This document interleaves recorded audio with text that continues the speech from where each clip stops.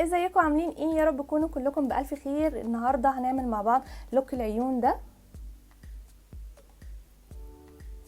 لوك كده شتوي على الوان نود، على الوان بنيات بقى بمناسبه اعياد الكريسماس ورأس السنه. كل سنه وانتم كلكم طيبين وبألف خير، والناس بقى اللي بتحب الالوان بقى البنيات ديت. بس قبل ما ابدا الفيديو بتاعي ما تنسيش تعملي لي لايك كبيره للفيديو، سبسكرايب لو مش مشتركه في القناه، تعملي شير مع اصحابك، فعلي الجرس لو انت مش مفعلاه، واختاري كلمه اول علشان يوصلك كل فيديو جديد انا بقدمه. لو حابه تشوفيني تاني، وكمان ما تنسوش تعملوا لي فولو انستجرام، هسيب لكم اللينك في صندوق الوصف. يلا بينا نبدا الفيديو.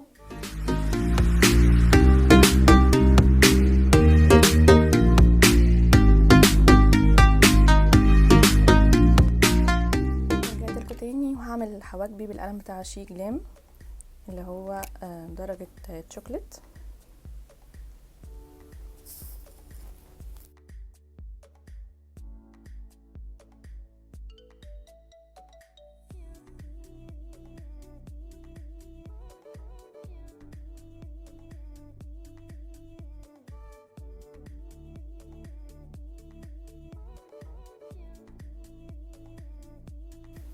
بعد كده هاخد الجنب التاني بتاع الشعرة شعرة،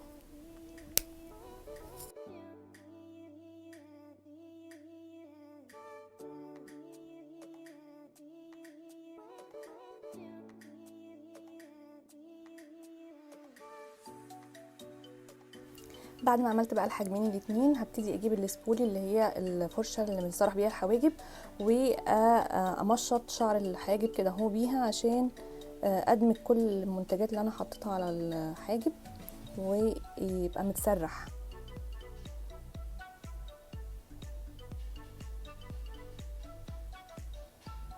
بعد كده بقى اجيب كونسيلر عشان انضف تحت حواجبي، فانا هجيب بتاع الايجيرل الدرجه بتاعته لايت يلو، والفرشه اللي بنضف بيها تحت حواجبي تكون ستريت كده اهو. اخد شويه منه على ايدي، ابتدي انضف تحت حواجبي. التنظيف لما اجي ابدا من نص الحاجب عشان معكش الدنيا من البدايه.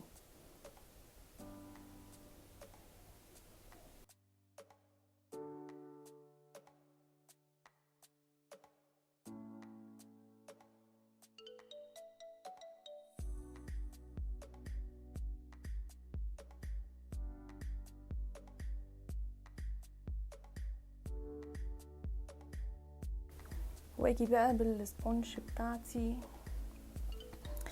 تكون معصوره ومغسوله ومعصوره، وبعد كده ابتدي اسحب اي زياده حطيتها.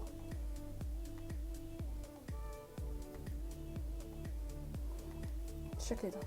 هعمل بقى الحاجب التاني واجي. بعد بقى ما عملت الحاجبين الاتنين كده وبقى شكلهم متنضف، ابتدي بقى اجيب كونسيلر وافرده على عيني من نفس النوع، عشان انا عايزه استخدم اي شادو، انا عايزه البيجمنت بتاع الاي شادو يبان، فاستخدم كونسيلر يكون لونه فاتح. فانا هاخد برده من نفس الكونسيلر بتاع الايجيرل ده اللي انا حطيته ونضفت بيه، وهستخدم الكونسيلر اللي هو تحت عيني بتاع ميبلين ايجر وايند الدرجه بتاعتي في 07 ساند، ودي لون بشرتي بالظبط.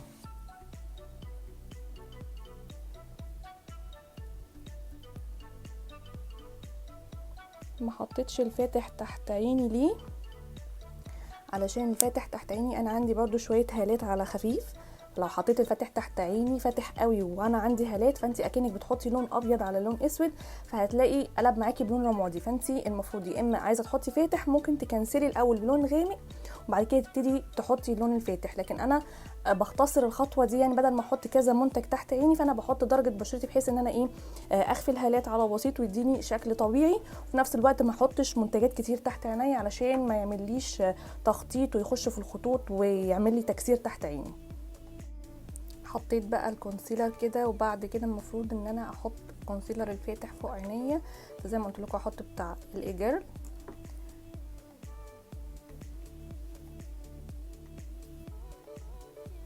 باقي شويه اللي كانوا على ايدي اللي نضفت بيهم خدتهم،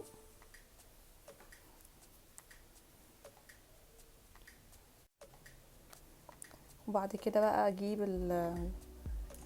السبونج بتاعتي مبلوله ومعصوره كويس. يعني ايه؟ يعني لما اجي ادوس عليها كده اهو، هي كده اصلا مبلوله، لما اجي ادوس عليها كده اهو ما بتنزلش معايا ميه. مش تبليها وتسيبيها مبلوله وتقومي حطاها على عينك، ده غلط مش صح.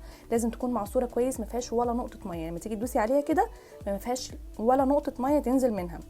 نبدا بقى ندمج.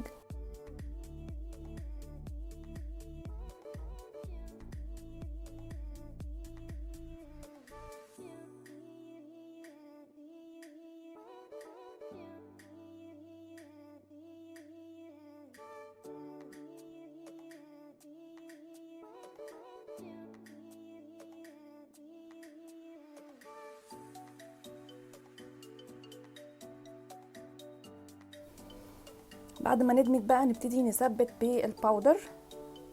وهستخدم معاكم الباودر المفضله عندي بتاعه ميبلين فيت مي اللي هي الشفافه اللي هي 05. الباودر دي انا بحبها جدا، ناعمه جدا وما بتخشش في الخطوط وبتثبت وبتدي شكل طبيعي. عندي انواع كتير من الباودر بس دي اكتر حاجه انا افضل ان انا استخدمها. والتكنيك اللي انا بستخدمه في التثبيت اللي هو بتاع اسماء عادل اللي انا دايما بتعلم منها. باخد الباف بتاعتي واخد منه شويه وانزل الزياده على ايدي كده، واخد اللي باقي وابتدي ايه، بس قبل ما اثبت لازم اتاكد ان مفيش خطوط.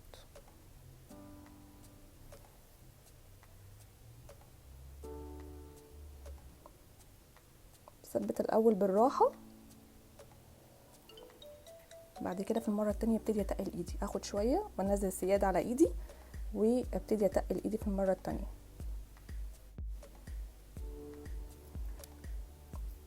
نفس الكلام وانا بس. بصوا خطط ازاي، لازم اشيل التخطيط ده كله قبل ما اثبت.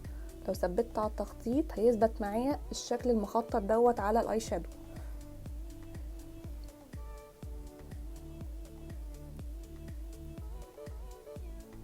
واثبت برضو من تحت حواجبي، مش عايزه اثبت فوق عيني كتير علشان انا عايزه البيجمنت بتاع الشادو يبقى واضح معايا. فهدي كده تثبيت على خفيف زي اكن الجفن مندي. نعمل نفس الكلام في العين التانية.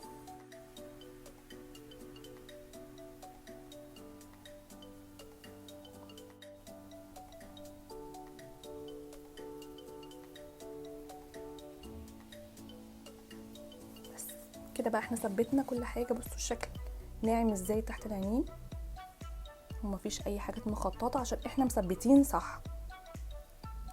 بعد كده بقى نخش على رسمه العينين، وهجيب الباليت بتاعتي بتاعه بيوتي جليز المفضله عندي اللي هي دي ريفرسال.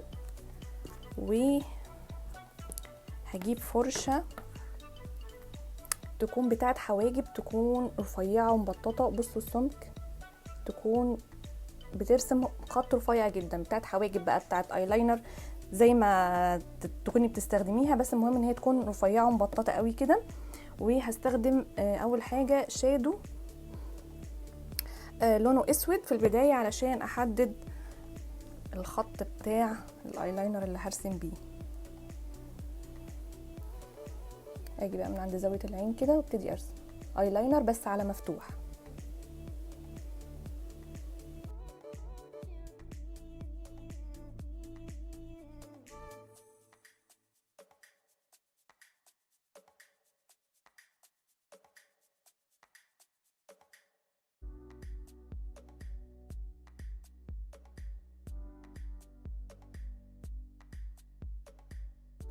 بالشكل ده.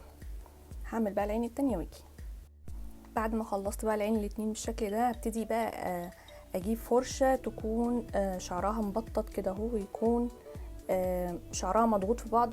ينفع الفرشة دي، ينفع معايا فرشة تكون بنسل زي دي كده برضو، وينفع برضو احط بالفرشة تكون مبططة زي دي. المهم بصوا الفكرة كلها ان الشعر بتاع الفرشة يكون مضغوط وملموم في بعضه كده عشان يحط لي الشادو بكميه كبيره او بلون اقوى.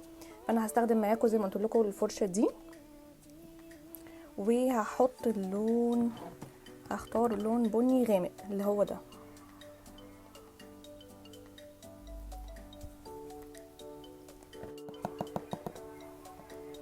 هبتدي بقى امشي املى الفراغ اللي هو في الجنب بتاع الايلاين اللي انا عملته ده.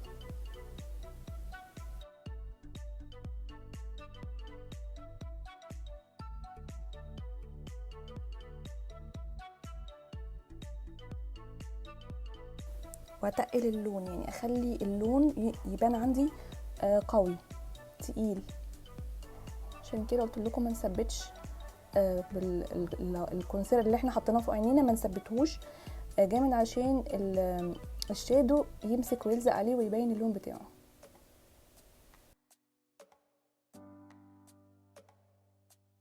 اللي اعمله في العين دي اروح اعمله في العين التانية عشان ما انساش الخطوات، وعلشان اطلع العينتين يكونوا شبه بعض.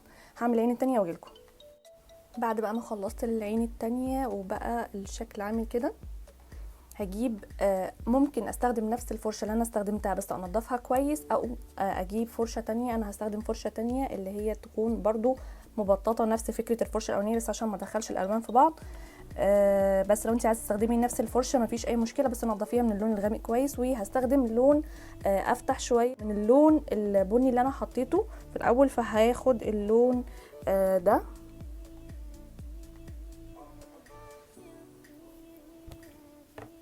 بنعمل تدريجات. اللون البني هاخده وانزل برضو جنب اللون الغامق اللي انا حطيته.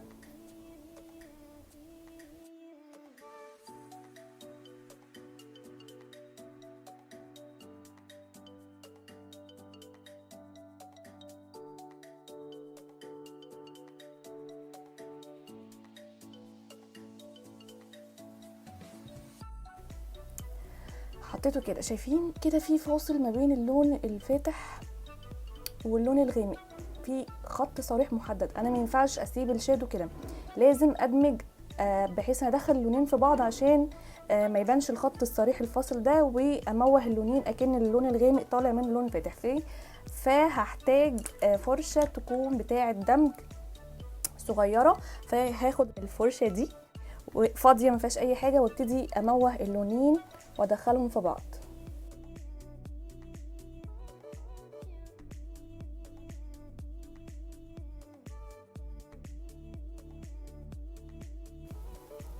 بمسح الفرشه من اللي فيها وابتدي اموه الفاصل بس.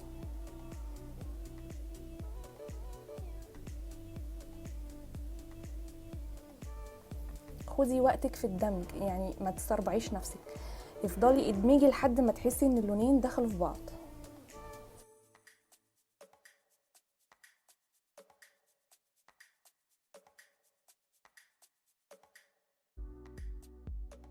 بصوا ابتدى يدخل في بعضه ازاي.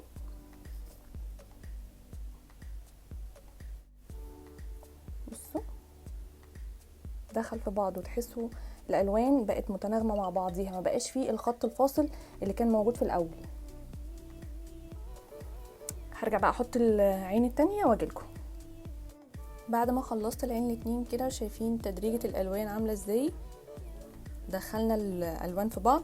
هاخد برضو بنفس الفرشه اللي انا استخدمتها نضفتها كويس، وهاخد درجه بني افتح من البني اللي انا حطاه ده، وليكن من نفس الباليت، وليكن الدرجه اللي على اورنج دي، وادرج بيها اللون البني اللي انا حطيته في النص.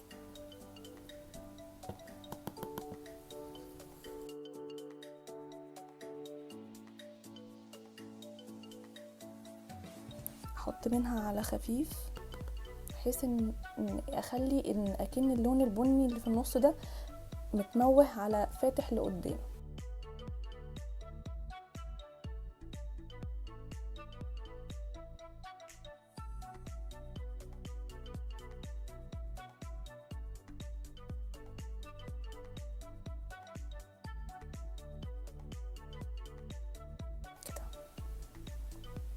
نعمل العين التانية برضو، هعملها واجيلكم. بعد ما خلصت بقى دمج الالوان في بعض، بصوا شكل الالوان داخله في بعض عامله ازاي. كل الالوان مندمجه في بعضيها ومفيش اي حدود او فواصل باينه بالتحديد. شكل العين حلو قوي. بعد كده بقى نبتدي نحط في مدمع العين من هنا هو لون على شمر كده، يكون على بني علشان ننور عند من قدام العين يعني. وليكن مثلا هاخد اللون الشمر ده ندي على بني ميتاليك كده على خفيف، وهاخدها بالفرشة دي.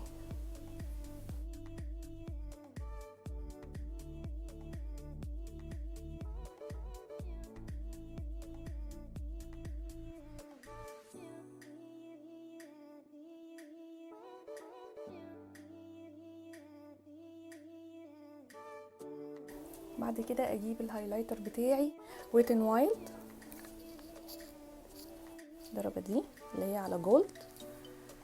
هنضف الفرشة من اللي فيها وابتدي احط عند مدمع العينين.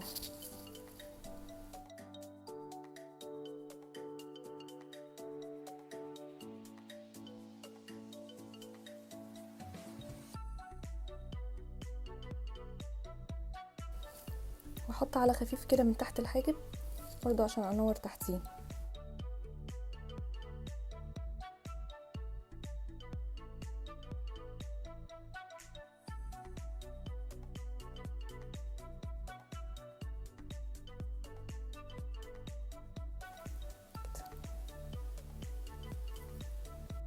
بعد بقى ما خلصنا العين من فوق نبتدي نشتغل على العين من تحت، وبنفس درجات الالوان اللي مشينا بيها من فوق. هاخد بفرشه مبططه كده شويه اللون البني الغامق مش الاسود، هاخد البني الغامق وامشي بيه على خط الرموش من تحت.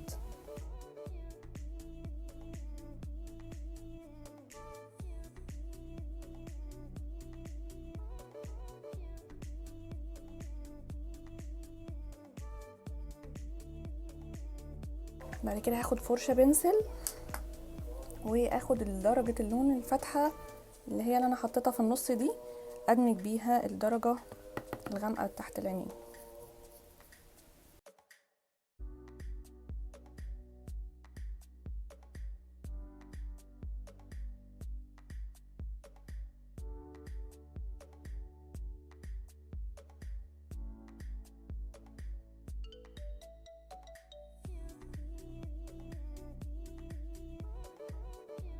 بالشكل ده اوصل الالوان ببعضيها كده.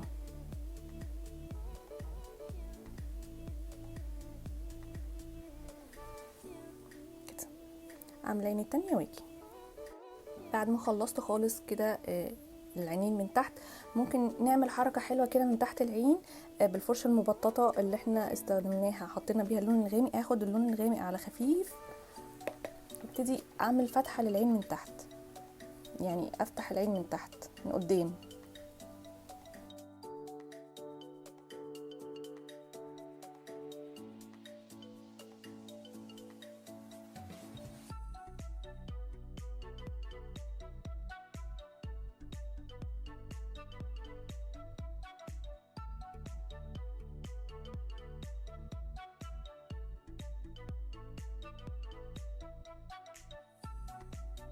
اديت فتحه للعين بالشكل ده. لو انت عايزه ما تعمليش الخطوه دي براحتك خالص، هي يعني كجذب للشكل العينين اكتر، يعني تدي عين مفتوحه وجذابه اكتر.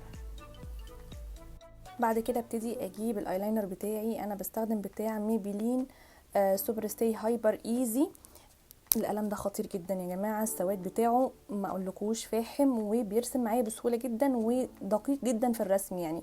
بس هو يعني في عيب ان هو بينشف بسرعه مش بيقعد كتير، بس هو قلم خطير، انا ارشح اي حد يجيبه. هرسم ايلاينر على خفيف من ورا، امشي على الخط اللي انا عملته الاسود الاي شادو اللي هو انا عملته من قدام.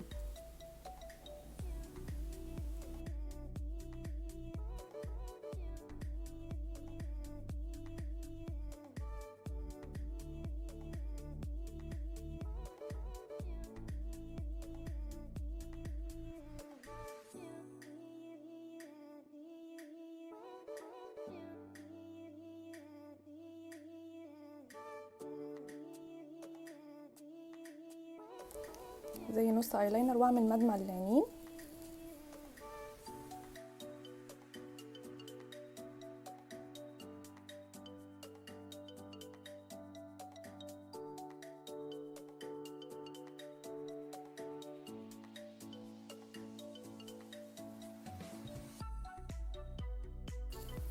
يكون كده بالشكل ده. اجيب الفرشه دي وابتدي زي اموه بالاسود على خفيف قوي الايلاينر اللي انا عملته من قدام.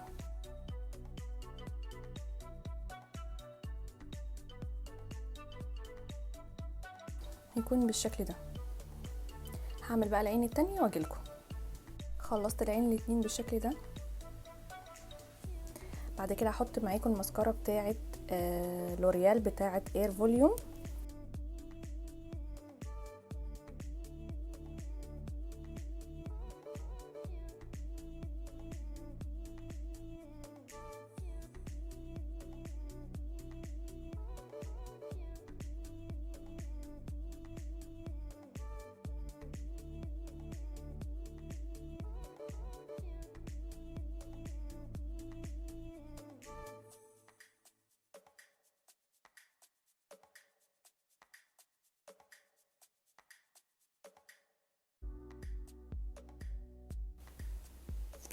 بالشكل ده. بعد كده هروح اركب الرموش وارجع لكم. بعد ما خلصت تركيب الرموش بصوا اللوك بقى عامل ازاي. الرموش ظهرت الرسمه بتاعت العينين جامد. حبيت اظهر اللوك شويه والعب اكتر. يعني هو بصوا الحاجات اللي انا بعملها دي كلها مش حاجات يعني انت ممكن ما تعمليهاش، بس قلت الواحد يجرب. فهجيب الجليتر. جبت الجليتر هنا، قلت اجرب حته واحطها هنا عشان اظهر الرسمه اللي هي الخط اللي انا عاملاه من تحت العين. فهستخدم معاكم الجليتر اللي هو الذهبي ده بتاع فلير. احط منه حته هنا كده،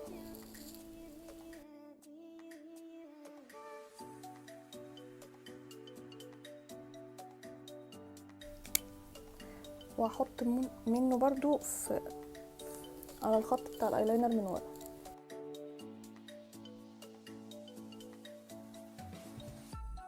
عايزه تستغني عن الخطوه دي مفيش اي مشكله. الميك اب اصلا كله اذواق، كل واحد بيحب يعمل اللي هو شايفه حلو، اللي هو شايفه عاجبه اكتر. لكن مفيش قواعد، يعني اعملي اللي انتي شايفاه حلو عليكي.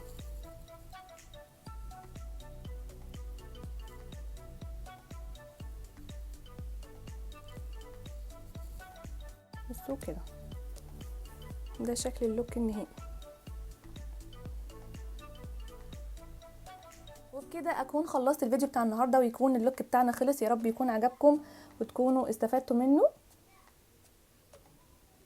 لو عجبكم ما تنسوش تدعموني وتشجعوني وتعملوا لي لايك، وهستنى رايكم في الكومنتس. وكل سنه وانتم كلكم طيبين بمناسبه اعياد الكريسماس. هابي نيو يير، واستنوني فيديو جديد ومفيد مع نوني. باي.